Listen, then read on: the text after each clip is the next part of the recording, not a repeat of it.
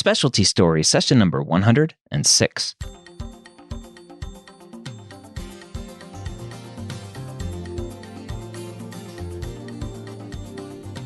Whether you're a pre-med or a medical student, you've answered the calling to become a physician. Soon you'll have to start deciding what type of medicine you'll want to practice. This podcast will tell you the stories of specialists from every field to give you the information to make sure you make the most informed decision possible when it comes to choosing your specialty. Welcome to Specialty Stories. As always, my name is Dr. Ryan Gray, and I'm here to help you figure out what you want to do when you grow up. What do you want to be when you grow up? That's the question that we ask every week on this podcast, and why I started this podcast. And we actually talk about that a little bit today with Dr. J. Mehta, a pediatric rheumatologist. And he talked about his journey to pediatric rheumatology and how he really didn't even know about it until he rotated while he was a resident. And so that's really the goal of this podcast is to expose you to these specialties that are out there that you may or may not know about. So hopefully you are listening every week, taking notes, and really trying to figure out what you want to be when you grow up. If you are a medical student or a pre-med student looking to get ahead of the game, go check out Board Rounds, our podcast dedicated to Step 1 or Level 1 for you osteopathic students. You can find our podcast over at boardrounds1.com. This week, again, as I said, we have Dr. J. Mehta. He's actually the fellowship director at CHOP for pediatric rheumatology, but we focused more on just pediatric rheumatology in general and not a specific fellowship director podcast like we've had recently. He's been out of training now for 10 years and we had a great discussion all about pediatric rheumatology. We start the discussion with how he first became interested in pediatric rheumatology. I went into med school, pretty sure I wanted to do pediatrics. Flirted with a little bit, a few other things in med school, thought about like every rotation I was on, I was like, oh, this is pretty cool. I could do this. And then as I thought about it a little bit more and just kept coming back to pediatrics. So a mentor gave me the advice of pick the field that at the end of the day, like when you're on that rotation, you come home, you really want to talk about everything that you did that day. And that was pediatrics. And I really loved the people that I got to work with, not just the patients, but also the other residents and the faculty.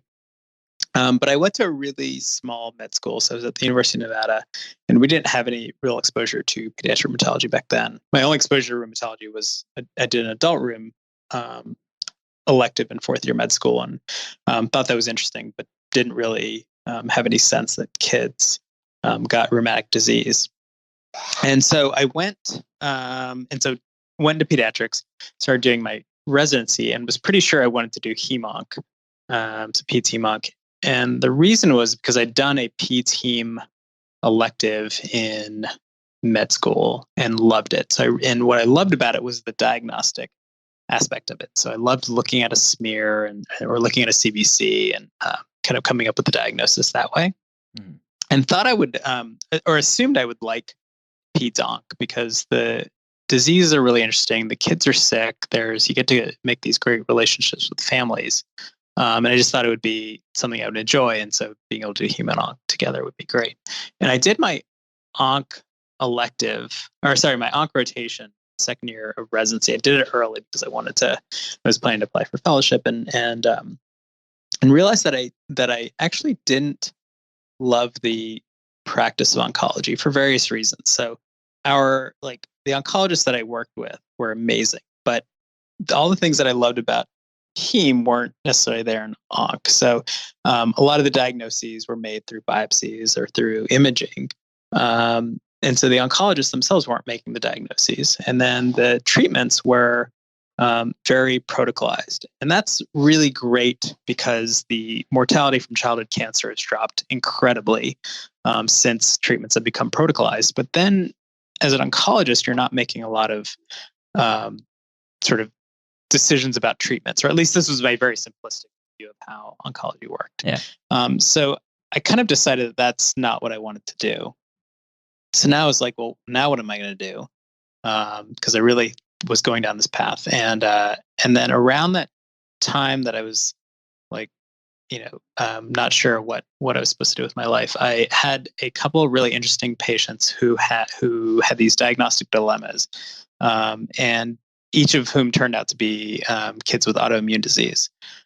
So the first one that I remember was this kid that we had admitted to the floor for fevers and a funny rash, and I remember, and we were, consulted everyone. I remember it was a Saturday, and I was sitting in the resident workroom, and our pediatric rheumatologist walked in to the resident workroom, and he told us all to go listen to this kid's heart because the kid had a pericardial rub, and he said, this is systemic JIA, systemic juvenile idiopathic arthritis.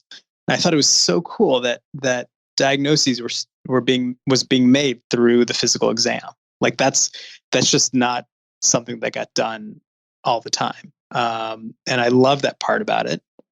And then another patient that I had came in for some vague complaints, feeling sick and abdominal pain and some other things going on. And through the process of working her up, it turned out that she had lupus. And so, and was very much putting a puzzle together as we figured out this diagnosis. Like each little piece of information that came in from the labs and the imaging eventually pointed to this diagnosis of lupus. And I just, and I kind of got the bug then. Like I was like, this is just, you get to be kind of a puzzle solver in rheumatology. And then around the time that was, I was realizing that was when the biologic era was starting. So this was the mid 2000s, and it was really when biologics were coming onto the scene. And so the rheumatologists that I talked to were telling me that the things that they were now able to do for kids with arthritis and other autoimmune diseases were unheard of 5 years before that.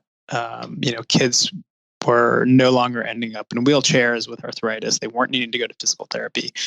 We were basically able to offer them a normal life. And so the combination of this, being able to make these very cool diagnoses through kind of this putting on a puzzle solver hat, and then being able to have really cool treatments for these patients. I mean, it just fit. And after I kind of realized that, nothing else was as exciting as that. Sounds like you're a Dr. House fan. So I've never actually seen the show. I've seen. Oh, wow. Yeah, it's one of those things that everyone is like, oh, you must watch House. And I've never actually watched the show. Yeah, except for some random clips that we watched during our doctoring class to highlight how arrogant he is. Yeah, what not to do as a doctor. Exactly. Yeah. What traits do you think lead to someone being a good pediatric rheumatologist? I think there's probably at least a couple things. So one is collegiality is probably one of the biggest things. So just by the very nature of autoimmune disease, all organs can be affected. Basically, I mean, everything from the brain to the kidneys to the GI tract to the skin. And so we end up working with every specialist in the hospital. And being able to and being able to work with all the specialists is so fundamental to how we take care of our patients. And so if you're not someone that's able to, work well with a nephrologist, you're going to have a really hard time treating kids with lupus nephritis. If you're not someone that works well with your dermatologist, all of our diseases can affect the skin. And so you really have to take that collegial spirit to, reaching out to your colleagues and then trusting their opinions. So I think that's one big one. The other one is you have to want to think about your patients. A lot of what we do is there's a lot of things that we see in a day that we're not able to put a name on in terms of a specific diagnosis, but we can say, okay, kind of looks like this, I think, and reach back to your knowledge of immunology to think about what might be going on in a disease, and then use that to come up with targeted treatments. And so we spend a lot of time thinking about our patients. We have incredibly interesting patient discussions when we all get together for a divisional meeting. And then you just have to love to form relationships with families. So the nature of autoimmune disease is a lot of them are very chronic. And so I, been seeing patients for years and watching them grow up. But you have to be the kind of person that wants to have that long-term relationship with families, and then work with them through a lot of the things that are going on. Because again, autoimmune disease is systemic, and so we have patients that have neuropsychiatric disease from their lupus, and so working with them through that, working with schools on those sorts of things is pretty important. Let's go back to the basics. I think a lot of students listening to this may not really understand what a rheumatologist is or what a rheumatologist does. They see dermatologists, they're like, okay, derm, skin, right? GI doc, okay, we all have guts. We can see that, we can do that. But rheumatology, it's like, well, I don't remember the rheum system in my anatomy class. Right. Talk about kind of what rheumatology is and the types of patients that you're seeing. Yeah, I think that's a great question. So the term rheum actually is like Latin for flux, which, like, what does that mean when it comes to disease? And I know flux capacitor from Back to the Future. Right. And I think it refers to like the flux of like good and bad humors like throughout the body. It's this very ancient term that doesn't really mean anything. And part of, I think, the confusion is because the practice of adult and pediatric rheumatology can be very dissimilar. And so I mentioned, that I had no idea when I was in residency that I wanted to do rheumatology is because my only experience was with adult rheumatology. And there was this, when I was an intern, there was a third year that was going into peds rheum. I was like, why would you want to do that? Like that's, like osteoarthritis and gout is like what you associate adult rheumatology with, or at least what I did, again, like simplistic med school mindset. But it's really much more fascinating than that. It's the best way to describe it is systemic autoimmune diseases. And so obviously autoimmune diseases are where the immune system goes haywire and starts getting confused and attacking the body. And a lot of those diseases can affect the joints.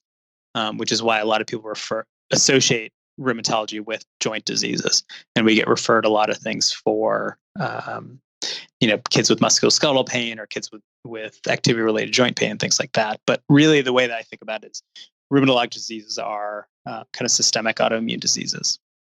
So for you talked earlier about loving the kind of diagnostic dilemma of rheumatology. Could you guesstimate the percentage of patients coming to you needing a diagnosis versus those that kind of come with a diagnosis from their primary care provider and they're just seeing you for treatment? Yeah, this is another one of the really fun things about our field is that we get to be the expert in a really nebulous field that a lot of people don't understand. And I don't blame primary care providers and other people that are referring patients to us for not understanding the disease. The diseases are complex, they're rare, they require remembering immunology from way back. And so it's, in the very busy practice of primary care pediatrics, like there's a lot of stuff that you're not necessarily going to remember, but knowing when to refer someone to us is important. So it's all a way to answer your question is most patients that are coming to us don't have a defined diagnosis, but a pediatrician can say, okay, this kid's been having fevers for weeks now. It's probably not an infection. It may be oncologic, but there's a good chance it's rheumatologic, and so they'll come to us. And a lot of the times when patients are coming to see us, they're also getting referred to ID and onc at the same time, because all of our diseases can affect multiple organs, can cause fevers, can cause patients to look really sick. So most patients aren't coming to us with a defined diagnosis yet. The other thing that happens is because these diseases are rare and primary care providers don't necessarily want to miss them. We get a lot of patients that come to us with benign or what we call mechanical joint pain, but that there's a concern for arthritis. And so a lot of what we do is differentiating mechanical joint pain, which is usually benign, doesn't lead to long-term damage, gets treated with physical therapy, from actual inflammatory joint pain, which we need to treat with good immunosuppressives. What does a typical day look like for you? It is, well, for me, it's a little unusual in that I do have a couple different hats that I wear. So in terms of being involved with the fellowship program and the residency program, and then I do some um, education research. So I have an interest in how people make career decisions, how fellows navigate through career transitions through fellowship and into attending life. And so I spend a little bit of time doing that as well. But when I'm in clinic, which is a couple days a week, I'll see a couple new patients and then about 4 to 6 follow-up patients. And so those new patients are, people again that have been referred to me for either some symptom that makes a primary care provider think about autoimmune disease, or there's some abnormal lab value. So an ANA has been sent for some reason, anti-nuclear antibody has been sent for some reason, it's positive, and then a patient gets sent to us for interpretation of that. And then the follow-up patients are our most common disease is juvenile idiopathic arthritis, which is a childhood chronic arthritis. And so I'll see, a couple of my follow-ups might be patients that are stable on our biologic therapies, or patients that maybe I see once and I'm not totally sure what's going on. I've done some labs and then I'm seeing them for follow-up.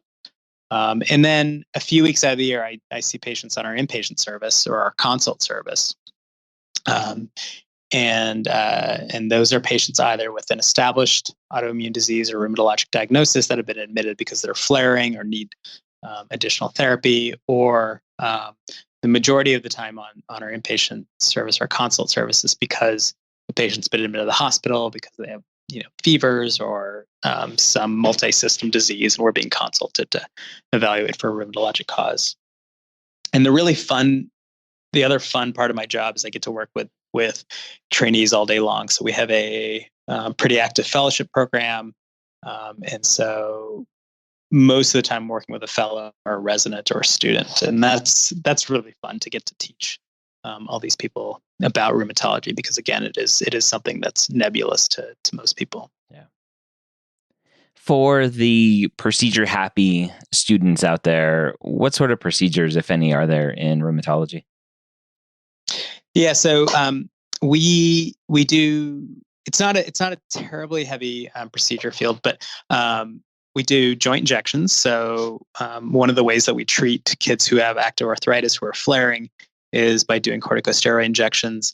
And then ultrasound has really been emerging as, like in lots of fields of medicine, but we've really been using ultrasound a lot in rheumatology to either diagnose arthritis or to monitor response to therapy. And so that's been really fun to get to use the ultrasound a lot more. Do you have to take a lot of call? The great thing about pediatric rheumatology, or one of the many great things, I've hopefully given you a sense that I love a lot of things about my field. Yes. But that there's that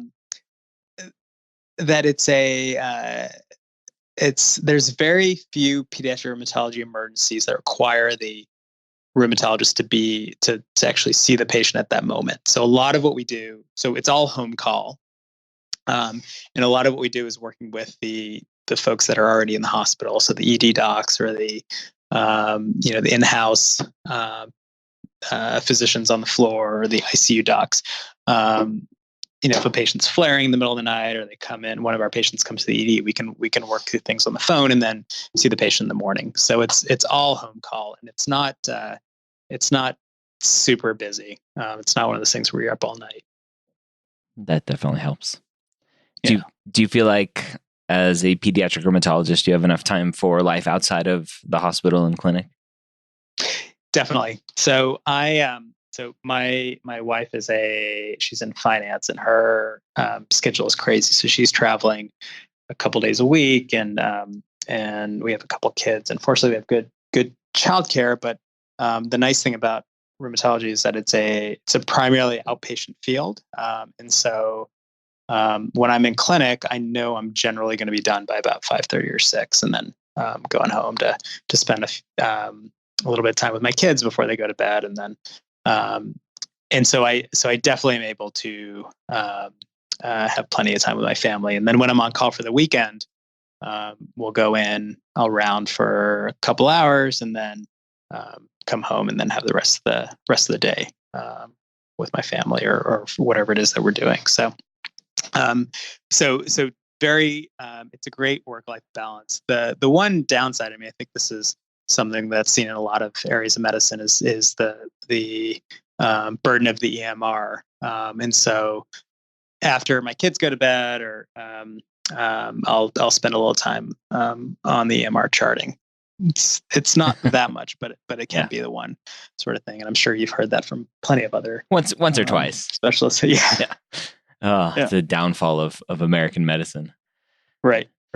What's the training path look like to become a pediatric rheumatologist? So it is 3 years of peds, or if we're having more and more people go the med peds route, and then wanting to do combined fellowships. So we're actually exploring how to create a combined fellowship in my program, along with the adult folks at Penn. But it's generally 3 years of pediatrics, and then the fellowship is 3 years. There's a ton of debate about whether a 3-year fellowship is necessary. And for now, it's being kept at 3 years. And the first year is generally primarily clinical, and the second and third year are more tailored to someone's academic interests. So the American Board of Pediatrics requires people to do some scholarly product for that second and third year. And that can be, an education research project, a basic science research project, a clinical research project. QI is being increasingly accepted as kind of a scholarly project. So there's lots of different directions you can take that, but it's primarily 3 years of pediatrics followed by 3 years of fellowship. How competitive is it? It's interesting. It's very competitive field at all. And that's one of my areas of, I mentioned that I do some education research. One of the areas is understanding what are the factors that make someone interested in pediatric rheumatology and decide to pursue it or not. But there's about 30 to 40 fellowship slots a year, and about 20 of them get filled. So it's between about 50 to 60% of slots get filled every year. And so I think there's lots of different reasons why it's less competitive. I think one is that, I mentioned that I had no idea what a pediatric rheumatologist did when I went into residency. I think there's not a lot of exposure to it. That's what this podcast is for. Exactly. Now the slots are all going to be filled after this.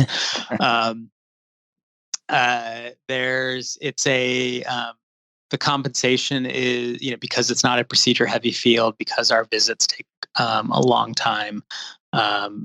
We don't generate the kind of revenue in terms of procedures or in terms of volume that some of the other fields can. And so the compensation's on par with general pediatrics, which is still to say that you are going to be comfortable, but it's just not going to be the compensation of one of the procedure heavy fields. And so that could be another reason why people aren't going into it. But I think it's obviously I'm biased, but I think it's an amazing field. And I think as people get, one of the fun things is when people come and spend a couple days in our clinic with us, because it's part of some assigned rotation or something like that. They're always like, "Wow, you guys have a lot of fun. You seem to really enjoy what you're doing." And it's true. Like, pediatric rheumatologists in general are a really happy group of people, and I think that's because our diseases are interesting and we get to form these great relationships with our families. Pediatric rheumatologists in general are really nice people, and so we have great colleagues. And so I think it's one of those things that when people get exposed to it, they kind of realize how awesome of a field it is. As the newly minted fellowship director there at CHOP, I'm sure, obviously CHOP being a huge draw for people interested in pediatrics, it's a competitive program just in of itself. What should a student be doing or a resident be doing to be competitive for a fellowship at a big program like yours? I think we look for a couple things. I think one, if you go back to the things that I think make someone successful, or I think you asked me what are the qualities that make someone successful as a pediatric rheumatologist. I think those are going to be the things that are going to make someone successful as a fellowship candidate. So evidence of collegiality. So what are the things that you've done to show that you can work well with, within a team, within a group of people? We're not, it's not a field where you can be like the lone, like brilliant surgeon that knows how to do, a super special procedure. And it doesn't matter what your personality is like. People are going to come to you and you're going to, we really have to work together in teams. And so whatever you can do to show that you can do that. I think anything that shows a level of intellectual curiosity. It's a field that requires people to be intellectually curious, to be trying to improve their knowledge all the time. Every year, 2 or 3 more diseases get described and characterized, and the pathophysiology of them get characterized. And so you have to be constantly reading and to stay on top of the field. And so showing that you can do that, and then dedication to the field. Or at least curiosity about the field. So what are the things that you've done to demonstrate that you have a real interest in pediatric rheumatology? You spent enough time with the rheumatologist. Maybe you've done a research project, though it's tough in residency. Residency gets busier and busier every year. It's tough to carry out, extensive research project, but at least something that's shown that you have the drive to get things done and know about the field. For the osteopathic student or resident listening to this who's interested in peds rheum, what should he or she be doing to be competitive at the more competitive programs? It's actually interesting that you asked that. So one of the things that I've done recently is convened a working group of people to think about the peds rheum workforce shortage. So not only are the fellowship slots going unfilled, but the American College of Rheumatology has done a big workforce study that estimates that in 15 years or so, we're going to have about half the pediatric rheumatologists we need in the country to fulfill demand.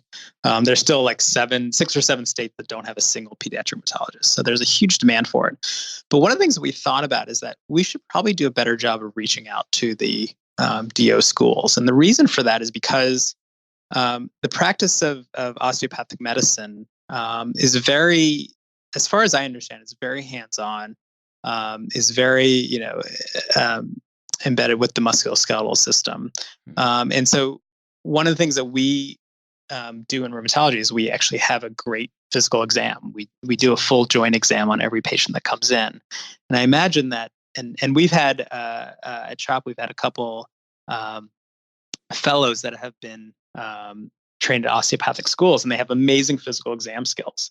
And so one of the things that we're going to be looking into is how can we reach out better to the osteopathic schools and try to sell them on the joy of pediatric rheumatology. Yeah. Cool. Once somebody is getting done or getting through their peds rheum fellowship, are there opportunities either kind of officially or unofficially for even more subspecialization? Yeah. So there's not official fellowships like beyond you do 3 years and you're ready to practice, basically, unless you're playing, if you're doing you want to be like in a basic science lab or something like that, you might do a little bit more postdoctoral training in a lab. But the field is it is changing quite a bit. So I mentioned that there are a lot more diseases getting kind of characterized, and a lot of those are diseases that we consider autoinflammatory, so disease of the innate immune system, and so there are places, CHOP included. There are some other places where there's an increasing area of interest in these kind of immune dysregulation syndromes, and so you can kind of try to develop an expertise in that, in those kind of things. There are places where they have dedicated lupus clinics, and so you can spend time actually in those clinics getting more expertise in lupus. And so there are some opportunities to more in an unofficial capacity than kind of a 7th year of training or whatever, or 4th year of fellowship to do some of that specialization. What do you wish primary care providers knew about pediatric rheumatology to help their patients and to help you? I think there's been, if you would have asked me 10 years ago, I think I would have told you that to be aware that kids get arthritis too. That's the slogan, actually, the Arthritis Foundation, is kids get arthritis too. And because we used to see a lot of kids who would have joint swelling, would get sent to orthopedists who would cast the kid, and then cast would come off, the kid's joint would be swollen, and they'd come to us. But by that time, they developed some joint damage and things like that. That's happening a lot less now, because I think primary care providers and orthopedists are doing really great at recognizing that kids get arthritis, and so we're actually getting patients in faster. But there's still places that that's not happening, and these are probably in some of these places that don't have a lot of pediatric rheumatology.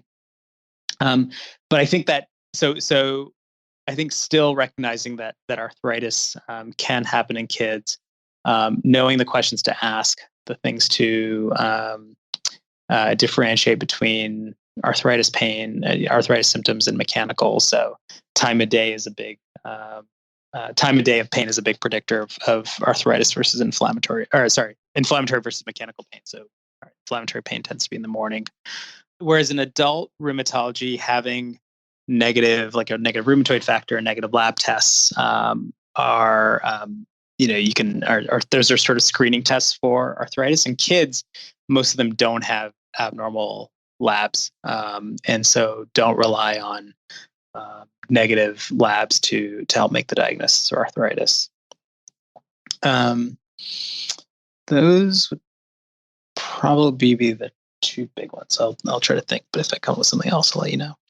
Now, a common question I typically ask is what other specialties do you work the closest with? But you kind of hinted earlier that you work with basically everyone. Yeah.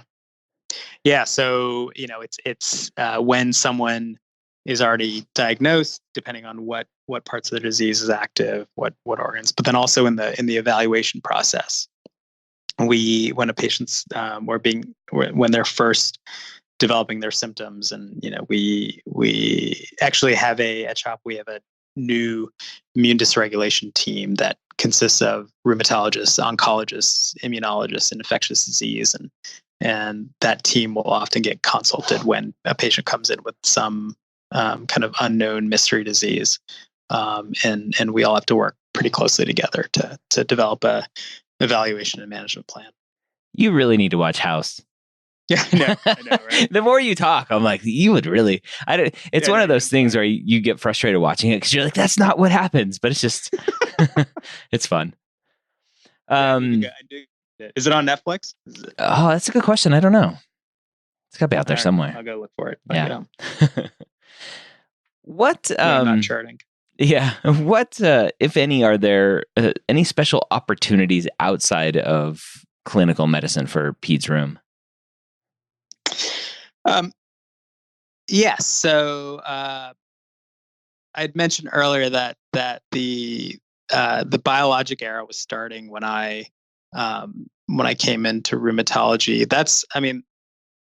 Back then there were 3 drugs that were biologics to treat autoimmune disease. Now, there's probably 20 to 25 biologic drugs that I might prescribe in any given month, meaning different drugs, and the pipeline is crazy for what's coming through in terms of the different pathways that can be targeted, and the pathways are getting more and more specific, and so there's lots of opportunity within industry for someone with a knowledge of clinical rheumatology and a knowledge of basic immunology to practice. And so that would be probably the biggest area outside of clinical medicine that there is. There's lots of I don't know if this qualifies as outside clinical medicine, but lots of opportunities for teaching within residencies and med schools. And rheumatologists often are the are one of the fields that are thought of as diagnosticians. We use the physical exam, and so we're often asked to help teach the physical exam to med students and residents and that sort of thing. So lots of opportunities for teaching. What would you go back and tell yourself before you started Peds Rheum about Peds Rheumatology and what you know now?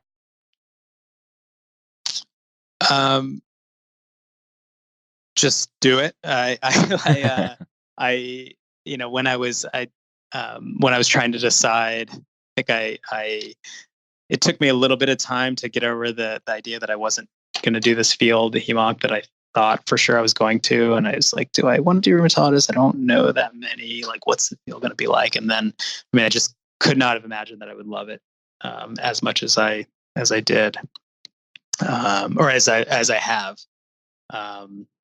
And then the other thing that I spent a couple years in a lab during fellowship trying to make myself into a basic science researcher, because I thought that's what I was supposed to do with my life, and eventually figured out that I was like banging my head against the wall in the lab because I just wasn't good at it. And to be in the lab, you really have to love it. And I didn't love it, but I thought I would eventually, and I would have told myself not to spend my time like just flogging myself for not being a good basic researcher, and just gotten out and started practicing. What do you like the most about being a pediatric rheumatologist? Oh, so much. I would have to say it's probably a tie between my colleagues and our patients. We're lucky. We have a huge, relatively huge group here. So there's 9 attendings and 6 fellows.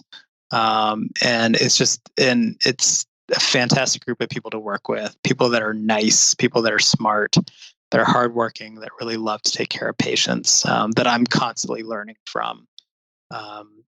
And then our patients are just these fantastic kids who, I get to see kids from all the way from close to birth until they're like 22, graduate from college.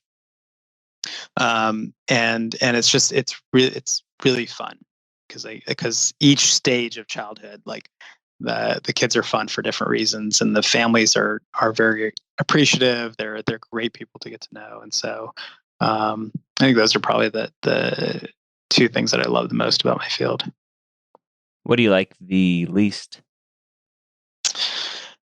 I think it's probably the EMR burden, because because our evaluations are so complex. We're doing full HPAs in every patient. We're doing full review systems. We're doing full exams. We're doing these complicated assessments where we're balancing large amounts of data, which is the thing that makes it really fun. But then trying to actually put that on the computer, like in the patient note, like it takes a long time, and there's multiple places to document the same thing, and it's a huge burden. And I think that's probably the thing that, like, if I could get rid of that, like, and again, I'm sure I'm not the first person to tell you this, like, yeah, I think it would just make the practice so much more fun.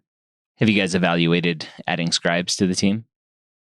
We've so CHOPS had a pilot for scribes in other divisions. We've talked about it. I actually know a adult rheumatologist that's using a scribe in India, and he actually wears Google Glass. The rheumatologist wears Google Glass or whatever.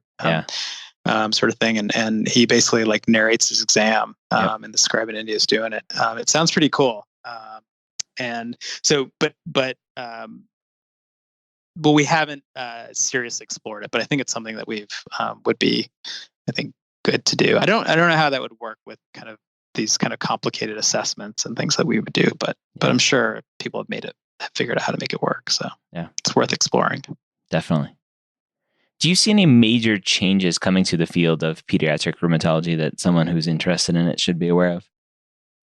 I think on the good side, I think more and more ultrasound is being utilized. So more and more people are getting trained in ultrasound and then training other people. The drug development pipeline, like I mentioned earlier, is going to be pretty amazing in the next few years. I think I've heard rumors that there's a move towards compensating cognitive fields, cognitive diagnosis codes, and or E&M codes a little bit more, and so that would be interesting to see how that plays out. Again, we are by no means starving. We do just fine, and are very lucky to have the incomes that we have. But it's not on the level of other procedural fields. But I've heard that might be changing. We'll see. And then I think that there's a move to at least at CHOP reduce the burden of the EMR and so figuring out ways to make that more efficient will be happening. But I don't know if that's necessarily a change within the field.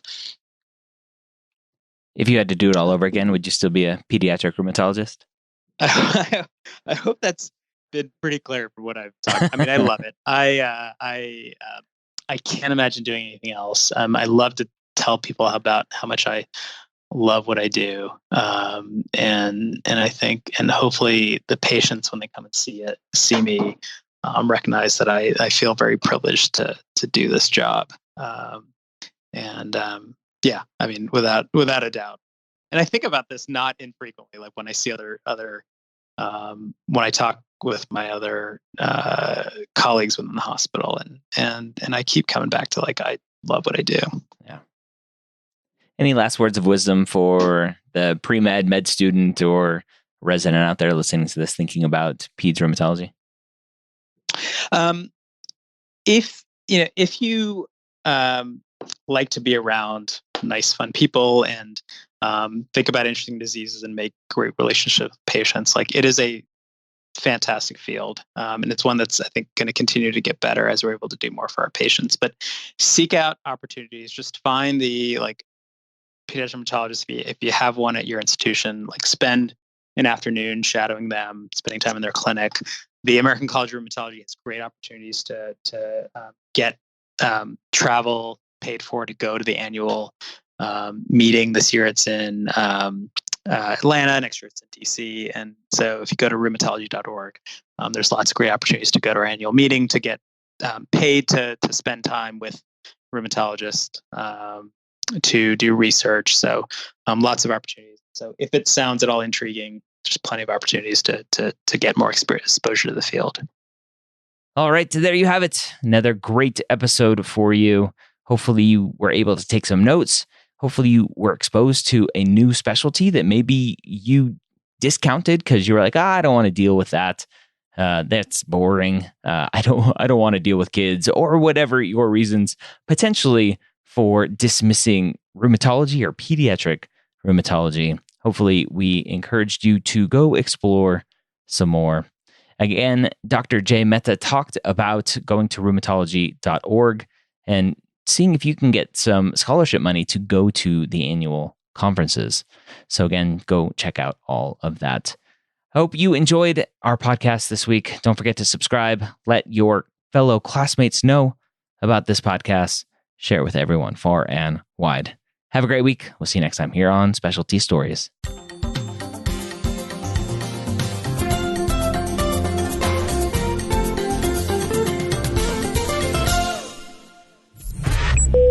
This is MedEd Media.